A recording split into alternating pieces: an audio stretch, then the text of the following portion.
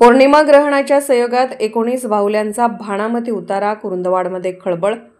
कुरुंदवाड शहरात नगरपालिकेच्या निवडणुकीच्या पार्श्वभूमीवर एक रहस्यमय घटना समोर आली आहे।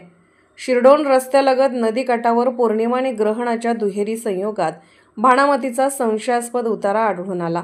यात 19 बाहुल्या, काळ्या दोऱ्याने बांधलेली एक स्वतंत्र बाहुली, नारळ, तांदूळ, हळद-कुंकू, गुलाल तसेच लाल हिरव्या रंगाचे ब्लाउज पीस अशा प्रकारची सामग्री आढळून आली आहे। या घटनेने शहरात प्रचंड खळबळ उडाली असून भीतीचं वातावरण निर्माण झालं आहे। विशेष म्हणजे कुरुंदवाड नगरपालिकेतील नगरसेवकांची संख्या 20 असताना फक्त 19 बाहुल्या आढळल्याने नागरिकात कुजबूज सुरू झाली आहे। एका नगरसेवकाला वगळून उरलेले सर्व बांधले गेले का, असा प्रश्न अनेकांच्या चर्चेचा विषय बनला आहे। लोकधारणेनुसार पौर्णिमा आणि ग्रहणाचा संयोग भाणामतीसाठी अधिक प्रभावी मानला जातो।